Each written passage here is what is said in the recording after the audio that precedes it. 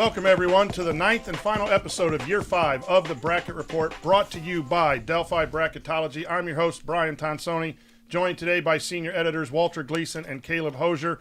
In this show and every show, we aim to keep you as informed as possible about March Madness, which will be beginning tonight as we record this on Tuesday the 18th. Please follow our work at DelphiBracketology.com and keep with us on Twitter or the X at Delphi Brackets as we put out some polls. We put out some viewing guides and everything now that our work is done. And we get to enjoy the NCAA tournament. We try to share that with you. But the brackets were revealed on Sunday, and the tournament is starting. How did we do? We did a great job this year. We scored 361 points in the bracket challenge this year. That is our third highest score in the 9 years that they accepted a bracket, minus the COVID year. And at the time of the show, we finally got our position. It was 81st out of 249. A little disappointed in where we ended up, but that's in the top third. And we had our third best score. We had 50 teams seeded absolutely correctly. 13 one seed off for a total of 63 of the 68 were either correct or one seed off. We had 3 teams correct, but off 2 seeds or more. And we missed on 2 teams. We had West Virginia and Indiana in, and they were not selected. If you'd like to see all of the 249, you can go to bracketmatrix.com and see all of the results. Fellas, the process is over. Walter, your final thoughts on how we did. Yeah, I think we did well. This year presented us with a lot of challenges and difficult decisions to make, and I think our group came together on some of those. I mean, we made some mistakes, but that's part of the process. I mean, I can't wait to see what happens next year with all the guys that I know are in the club. But I think we did well for the difficult decisions we were dealt with. Caleb, how did you think it went this year? I think it went pretty well. Just a few that caught us off guard, like Louisville magically deciding to get us there, and just it's pretty fun this year. Just little mistakes there. So Caleb was with Steve Painter and I at the Big Ten tournament, and we had the opportunity to sit up in media row and do our bracket work while watching the Big Ten. We're thankful for those opportunities. And we had a lot of decisions. The decisions we made at the back end, we ended up a +1. So we kind of regret a few of those decisions, but we also made some really good decisions. The process is always is the most important thing. When we disagree and argue and vote, we had a tie between North Carolina and Indiana. I actually voted for North Carolina, as did Steve Painter. It was a tie on Sunday, and we kept Indiana in because we had them in at our big meeting on Tuesday. That ended up being a 6-point error there, but it wasn't incorrect. A lot of people think North Carolina shouldn't have been in. So we were really close to being around 371. We made a change of Purdue and Michigan like 30 minutes before our bracket was due, and that was wrong. You combine those two, we're at 371, and we finished 8th. So everyone was bunched together between 361 and 375, and 249 people are now submitting brackets. We think that's really, really awesome. So let's talk about some seedings from the NCAA committee that surprised us. I will start off with obviously West Virginia being left out. Walter, your thoughts on that? West Virginia, I mean, this team I was confident in at least being in. I mean, looking at their resume compared to other people, they didn't have that quad 3 loss, which I think really hurt some team. I believe it was, let me check here. Yeah, it was North Carolina, the team that we're debating about. And I think that hurts them, especially having 1-12 in quad 1. I think a lot of people were confused on why West Virginia wasn't in, but it's just something we got to live with. West Virginia was the first team out, and North Carolina was the last team in. So that comparison there is very good. And Caleb, I'm coming to you because, I thought you were crazy on last Tuesday night, saying you like Texas, and Texas then wins a couple games and gets in. But that was surprising to me. I thought Texas had no shot at getting in, and yet they were the 4th team from the bottom. So Caleb was obviously correct. And to be honest, I think I owe him a little bit of something that we might have verbally wagered but never shook on. We won't talk about that, right? But other than those 2 teams, what surprised you, Caleb? Just North Carolina getting in, which we all said that if they got in, it would have been because their AD was on the committee. Yeah. They actually had some some resume that was worthwhile. But yeah, that was shocking. We got some moves right though. So Walter, which move there do you want to kind of brag about that we got right?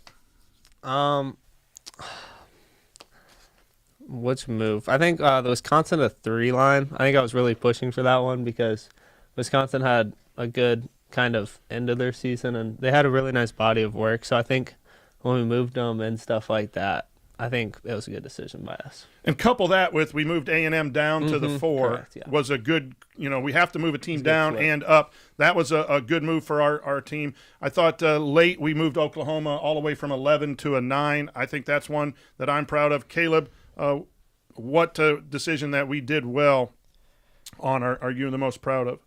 I think Xavier moving him in was big because if you don't move him in, then that's a team you're completely missing on. So I feel like that's probably our biggest one that we got. Yeah, the bubble was crazy this year. I can understand why Texas got in. I can understand why North Carolina got in. I don't know that I really agree with it. I kind of agree with Indiana not being in. I think Xavier and North Carolina were the teams that I was pushing for, and none of us would have voted for West Virginia to be out. We did not see their injured players out since December, and they were 10-11.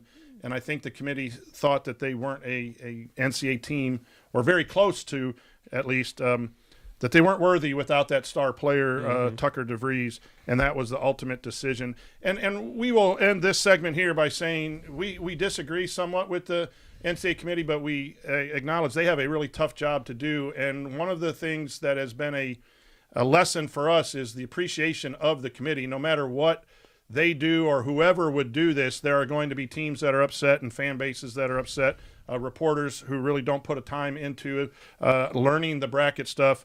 There's a lot of negativity out there with the committee, but I would like to commend the committee on doing a very difficult job. But stay with us here on the Bracket Report. We're going to discuss each region and kind of what we think. It's not our expertise. We pick the bracket before Selection Sunday, and we usually do a bad job afterwards, but we're going to give it a try nonetheless. That's coming up next on the Bracket Report.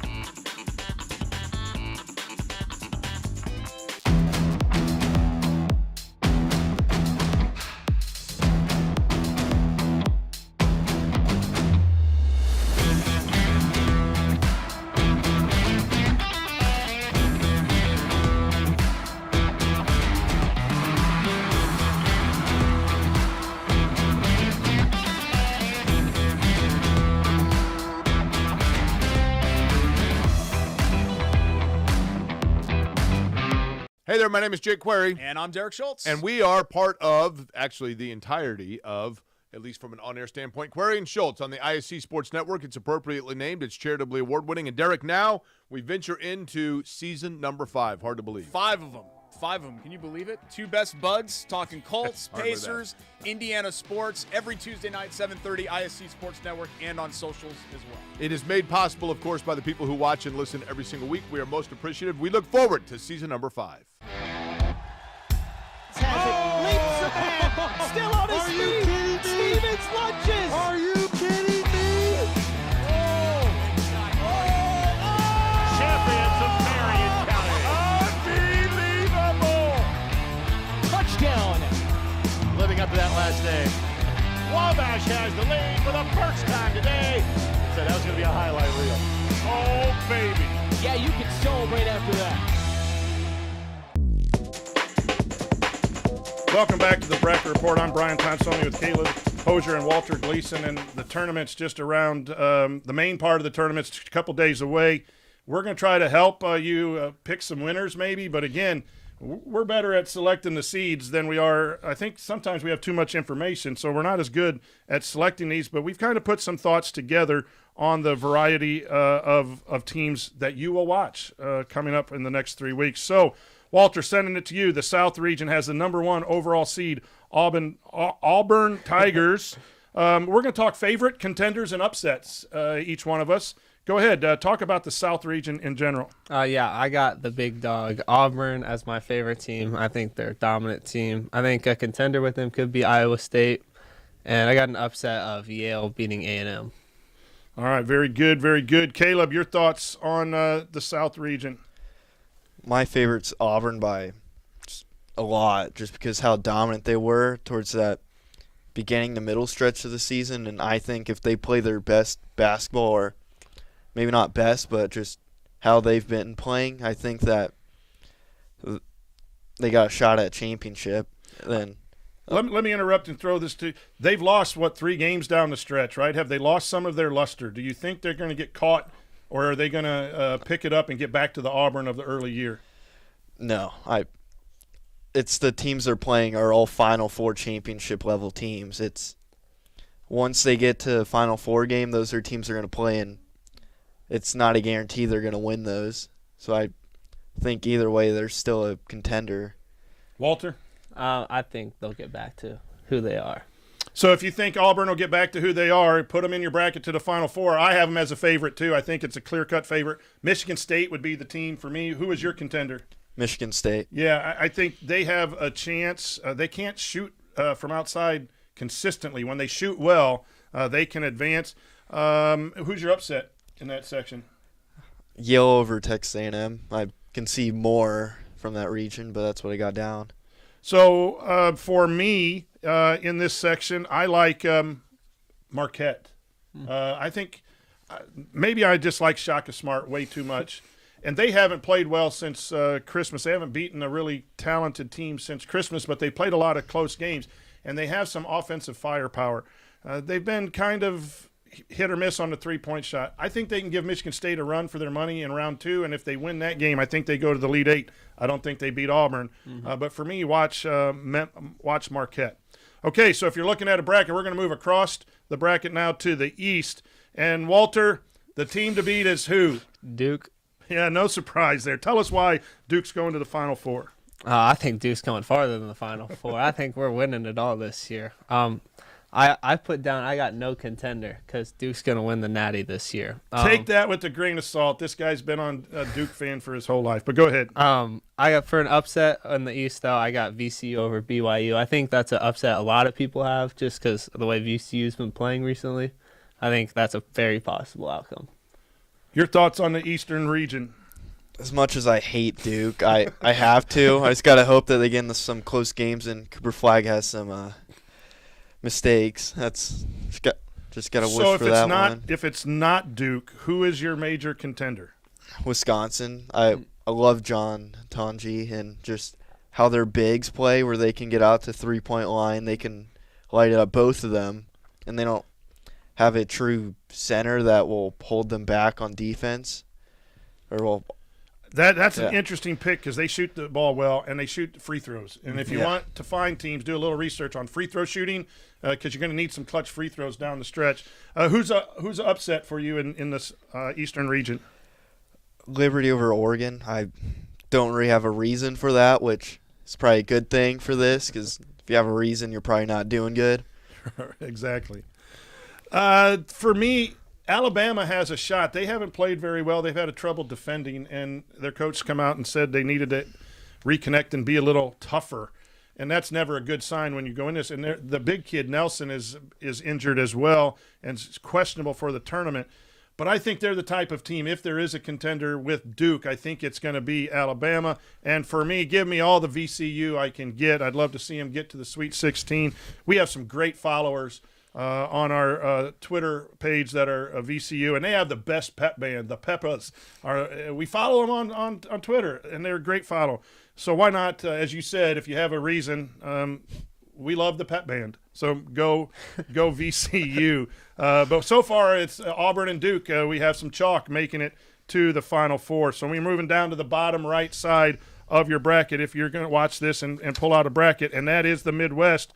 Walter, who you got in the Midwest? I feel like I have a trend going, but once again, it's the 1 seed. I got Houston. I think a contender is Tennessee. I think that if they see each other in the Elite 8, I think that's a very possible win for Tennessee. But looking at upsets over in the Midwest, I got Troy over Kentucky, round 1. Wow, Troy over – why Troy over Kentucky? I've seen some clips on social media of Troy, and I learned that they can shoot the ball a little bit, and when they get hot, I think they're a hard team to beat, which that's the case for any team. That's why Wisconsin might make a run. There you go, straight from TikTok. Troy can shoot the basketball.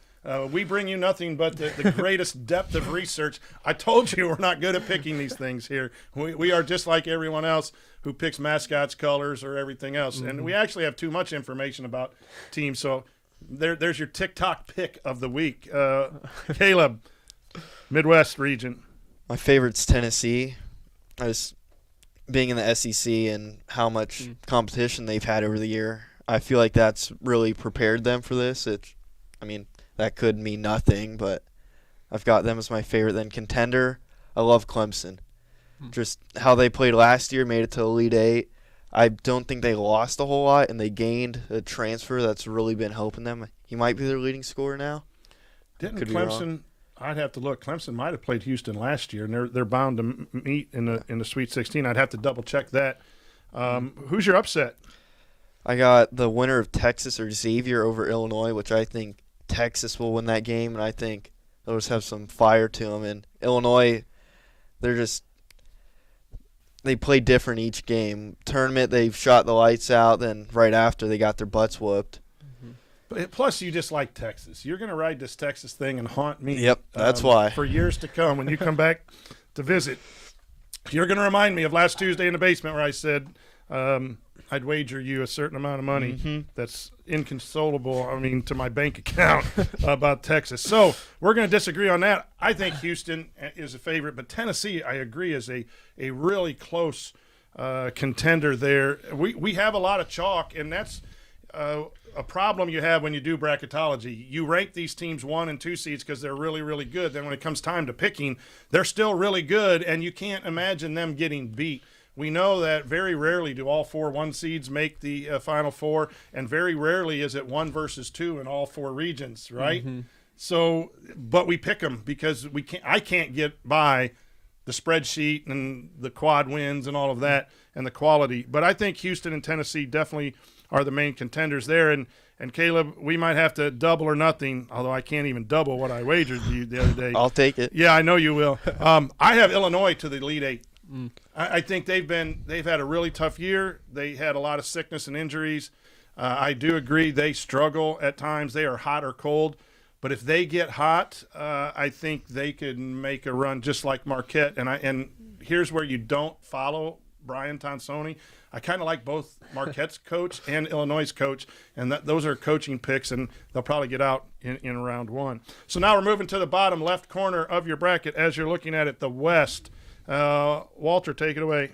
You said it wasn't likely, but I'm hoping for it for my bracket because I think Florida is probably second or if not first best team in this tournament. They've played really well over this season, and contender in this region, I think maybe Texas Tech if they get going. And an upset, I got Colorado State beating Memphis first round. Colorado State's the most popular upset right now. If you go in online and add that in, I believe that's my upset as well. I think they are very, very hot from the Mountain West. And Memphis has played a lot of close games, and I think Tyrese Hunter is a game-time decision, one of their lead guards. So, again, that's one where the public bets on their brackets to advance Colorado State, and Memphis will win by 15, and then there'll be another upset on the other side. Caleb, who do you got here in the West region?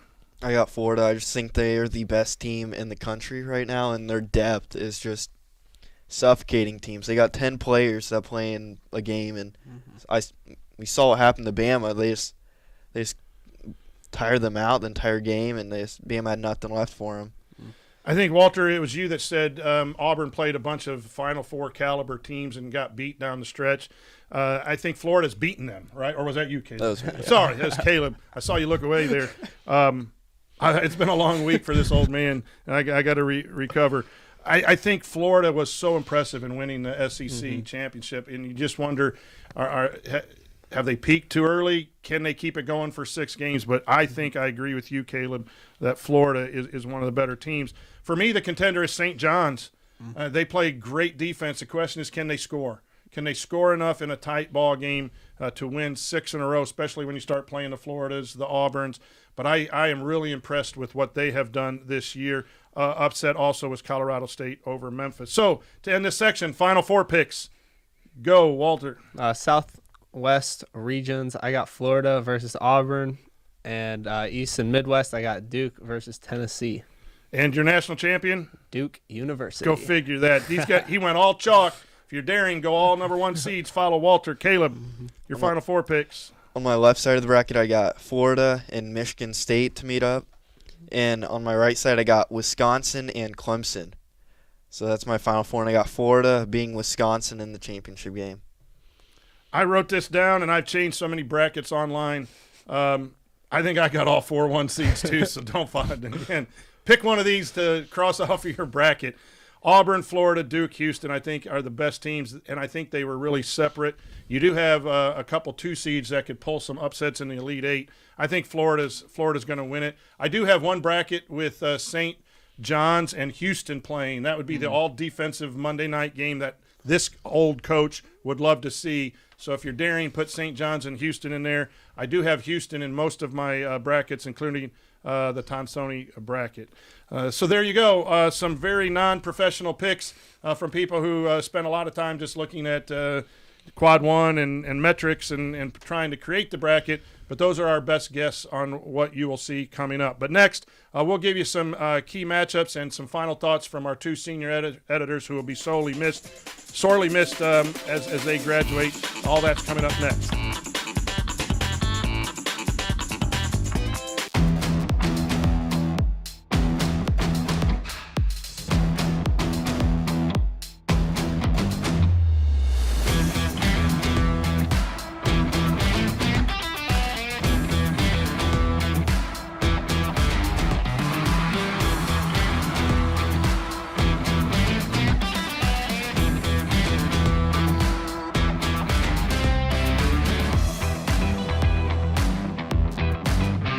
Hey there, my name is Jake Query. And I'm Derek Schultz. And we are part of, actually the entirety of, at least from an on-air standpoint, Query and Schultz on the ISC Sports Network. It's appropriately named. It's charitably award-winning. And Derek, now we venture into season number 5. Hard to believe. 5 of them. 5 of them. Can you believe it? 2 best buds talking Colts, Hardly Pacers, Indiana sports, every Tuesday night, 7:30, ISC Sports Network, and on socials as well. It is made possible, of course, by the people who watch and listen every single week. We are most appreciative. We look forward to season number 5. Has it, leaps ahead, still on his feet. Stevens lunges. Are you kidding me? Champions of Marion County. Unbelievable! Touchdown. Living up to that last name. Wabash has the lead for the first time today. Said that was going to be a highlight reel. Oh, baby. Yeah, you can celebrate after that. Welcome back to the Bracket Report, sponsored, run by Delphi Bracketology. It's now time to share a couple of first-round matchups. We're here with Caleb Hosier, Walter Gleason, and I'm your host, Brian Tonsoni. Caleb, give us a couple first-round games to watch Thursday or Friday. I love looking at Louisville and Creighton. I feel like that could be the game of the round. Just we got a really good ACC team versus Big East, and I feel like those games are usually really good to watch. And you're going to have to watch them at work or school because it's noon on Thursday on CBS. So make sure your cell phone's charged and you have a way to hide it from your teachers and all of those types of things. Then my second game is I really want to see Drake in Missouri, just how Drake played finishing out the tournament and winning it, and just everything about that team just looks good. I can't wait to watch them play. 2 outstanding games. Walter, who are you watching early in the tournament? I want to watch Colorado State shoot the lights out and beat Memphis. And I like Arkansas versus Kansas. I think that's going to be a good game to watch. That is 2 excellent coaches who have been around for a long, long time. And it'll be interesting to see who gets the win there. That's a great game. For me, I'm going back to VCU and the pep band. I'm going to look at the shots of the pep band all during BYU and VCU. I think that's just a competitive game. A lot of good athletes, a lot of good basketball being played there. And then Michigan with their size going up against UC San Diego, who's had an excellent season. The first-round matchups are good. And if you go out and predict the second round of matchups, there are some really good ones. You could have Gonzaga-Houston in the 1-8 game potentially. So Saturday and Sunday, Get your menu set at the Tonsoni household. We have menus set for Tuesday, Friday. We'll also share some of that information with you on our website with a viewing guide. Games to have on your main TV, games to have on your side TV, upsets, who's going to win, players to watch, coaches to watch.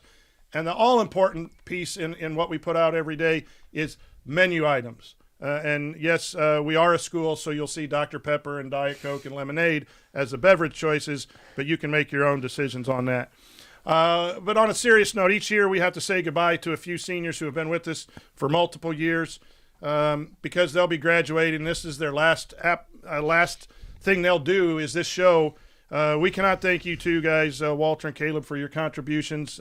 This year you added photography to our club with photo passes at Mackey in the Big Ten.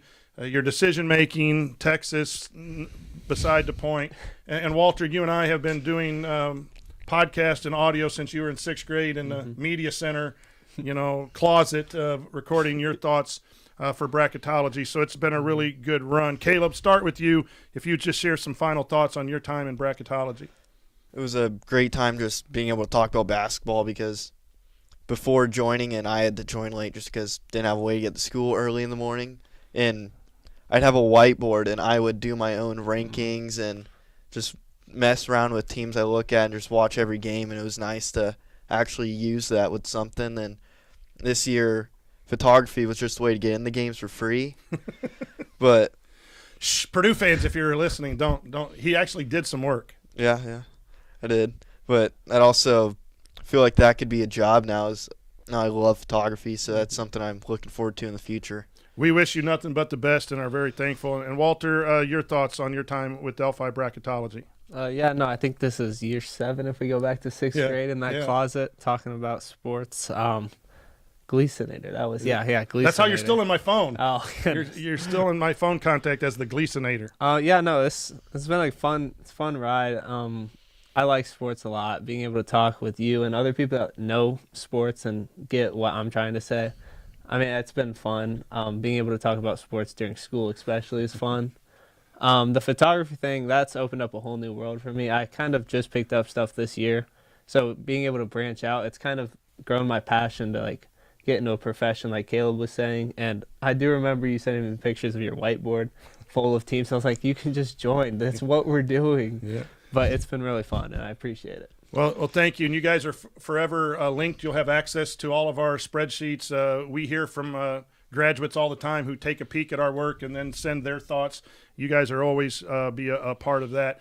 And some interesting news. I've had some inquiries about helping other schools get started in the area. Assistant principal reached out to me last week, and we're going to have a meeting. And so if anyone is out there and you want to start something up at your school, we're actually considering a bracketology league where different high schools can submit their brackets on our webpage, and we can compare brackets and maybe have a little scoring system as well. So if you're watching this and you're affiliated with the school or have someone at a school, contact me and I will be more than happy to make a drive. We have some videos and stuff available to help young people get involved in this. It's been great, as you can hear from these two. But that'll do it for the 5th season of the Bracket Report. We'd like to thank Greg Rakestraw and ISC Sports Network for allowing us to do this. It's just a tremendous outlet for us and all the guys behind the scenes who do the production. Thank you so very much. Follow us again, DelphiBracketology.com, on Twitter at Delphi Brackets for some fun stuff and some decent conversation and polls as the tournament goes on. I'm Brian Tonsoni. For these two awesome seniors, Caleb and Walter, enjoy the tournament, and we'll see you next season.